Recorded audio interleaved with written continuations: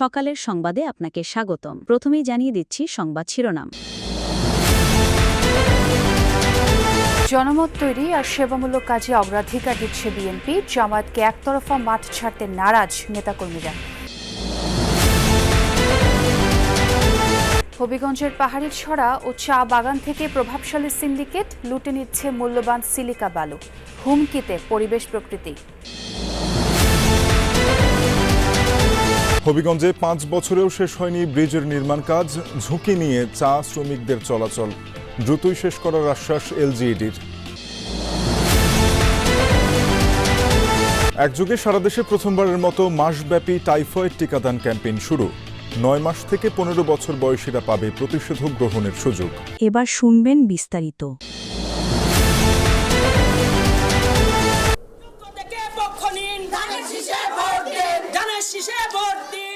দলের পক্ষে ভোট চেয়ে কয়েকদিন ধরে রাজধানীর নানা এলাকায় সরব জাতীয়তাবাদী মহিলা দলের নেতাকর্মীরা।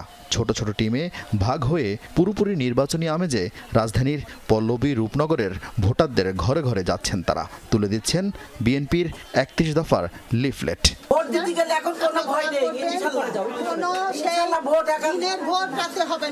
কিন্তু নির্বাচনের এখনো তফসিলি হয়নি। তবুও কেন গণসংযোগে বিএনপি নেতারা জানালেন, তারা এতদিন চুপ থাকলেও বসে নেই জামায়াত। দলটির মহিলা কর্মীরা কেন্দ্রভিত্তিক প্রচারে নামেন আরও কয়েক মাস আগে। মূলত সেই একতরফা প্রচার ঠেকাতেই বিএনপিও নারী সম্পৃক্ত গণসংযোগ আর 14 অক্টোবর থেকে জেলাভিত্তিক সেমিনার করার উদ্যোগ নেয়। কেন্দ্রভিত্তিক এলাকাগুলো নির্ধারণ করে আমরা 3 জন করে, একজন দলনেতা 2 জন কর্মী নিয়ে এক এক দিন এক এক এলাকার প্রত্যেকটা লাইন, মানে আমাদের প্রত্যেকটা লাইন অনুযায়ী আমরা ডোর টু ডোর যাচ্ছি। আমরা যে আশানুরূপ সাড়া পাচ্ছি যে তাদের একটাই কথা যে ভোট হবে, আমরা ভোট দিতে পারবো।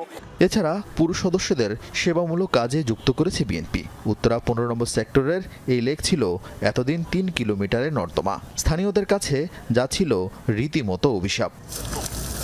বিএনপির প্রতিষ্ঠাবার্ষিকীর র্যালি বাদ দিয়ে এই লেক পরিষ্কারের উদ্যোগ নেন মহাসচিব মির্জা ফখরুল। সেই ডাকে স্থানীয় একজন প্রার্থী ও তার সমর্থকরা কয়েক সপ্তাহের বিরামহীন পরিশ্রমে প্রাণ ফিরিয়ে আনেন মৃতপ্রায় লেকটির। মুক্ত করেন দুই পারের অবৈধ দখল, ওয়াকওয়ে ব্যবহারের উপযোগী করা হয়, যা প্রশংসিত হয় স্থানীয়দের মাঝে। তারেক রহমান ইতিবাচক রাজনীতির যে সূচনা উনি করেছেন বা আমাদেরকে উদ্বুদ্ধ করেছেন, তার একটি ছোট্ট নমুনা এটা। এবং মানুষ আমাদের প্রতি অনেক আশা আকাঙ্ক্ষা রাখে যে আমরা ভোট চাইলে অবশ্যই আমরা ভোটে সারা পাবো ইনশাল্লাহ। এমন কর্মকাণ্ড বিএনপির নতুন না হলেও প্রতিপক্ষের কৌশল বিবেচনায় তা ফের জোরদার করতে চায় দলটি। বিশেষ করে হাসিনা সরকারের পতনের পর চাঁদাবাজি, দখলদারিত্ব আর অভ্যন্তরীণ কোন্দলে চরম ভাবমূর্তি সংকটে পড়ে বিএনপি। আনুষ্ঠানিক প্রচার শুরু হওয়ার আগে তাই ভোটারদের মন জয়ে মনোযোগ বিএনপির। এই মাস থেকেই আমাদের সকল কর্মকাণ্ড নির্বাচনমুখী, জনসংযোগ এবং প্রচারণা ব্যাপকভাবে শুরু হবে। বা প্রতিদ্বন্দ্বী পক্ষ কি আচরণ করে সেটা দেখেই আমাদের কৌশল নির্ধারণ করতে হয়। এগুলো কোনোটাই চ্যালেঞ্জ নয়, এগুলো হচ্ছে কৌশলের পাল্টা কৌশল।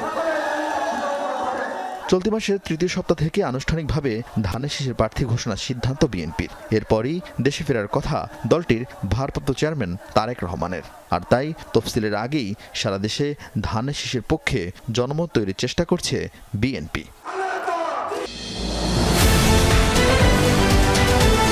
পাহাড়ি ছড়া থেকে দেদারসে তোলা হচ্ছে সিলিকা বালু।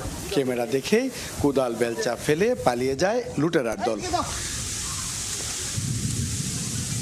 এ দৃশ্য হবিগঞ্জের চুনারুঘাট উপজেলার বদরগাজীর গিলানি ছড়ার। দিনে রাতে চলছে সিলিকা বালু লুট। অবস্থা আরও নাজুক পানছড়ি এলাকার। বছরের পর বছর অনিয়ন্ত্রিত লুটপাটে তছনছ পুরো অঞ্চল।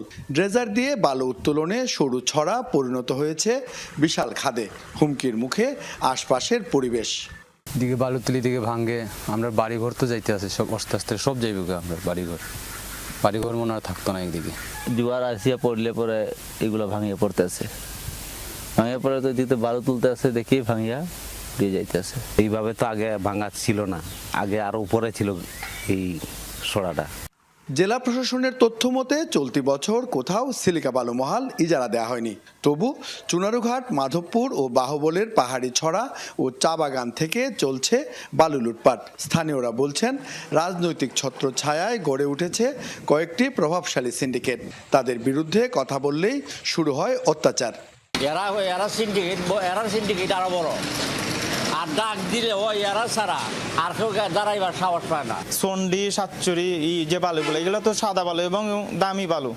আমরা গাং থেকে যে বালুটা উত্তোলন হয় এটার চেয়ে অনেক দামে বিক্রি করা হয় এটা, কিন্তু বর্তমানে এটাই লোড হইতেছে বেশি। দিনে খুবই কম দেখা যাইতেছে, রাতে 10-12টা গাড়ি নিয়ে 1 ঘন্টার ভিতরে 10-12টা গাড়ি নিয়ে যায়। তে লস হইতেছে তো সরকারের, জনগণের। বন্ধ করার জন্য উদ্যোগ নেওয়া হয়েছে, কয়েকটা মেশিনও ধ্বংস করা হয়েছে, কিন্তু কাজের কাজ কিচ্ছু হচ্ছে না। খুঁজে বের করা হয় অভিযুক্তদের। তাদের দাবি বালু লুটের সাথে জড়িত নয় কোনোভাবেই। আমি তো বালু তুলি না, বুঝছি না, আগে কোয়ারি আনছিলাম, বুঝছি 2-3 বছর কোয়ারি চালাইছি, তুলছি। ওকে তো আমি বালু তুলে মামলা আমার উপরে পড়ে, এই পর্যন্ত তো খালি মামলা দিতেছে।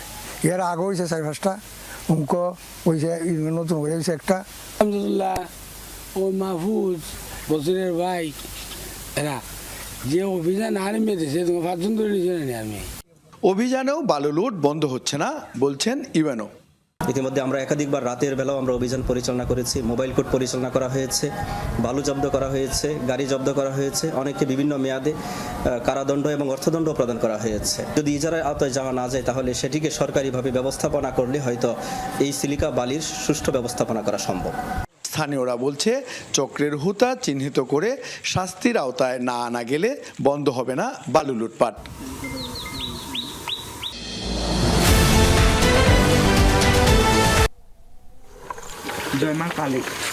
পাহাড়ি ছড়া পার হতে 10 ফুট উপর থেকে লাফ দিতে হয় চা বাগানের শিক্ষার্থীদের। ঝুঁকি নিয়ে স্কুলে যেতে হয় তাদের।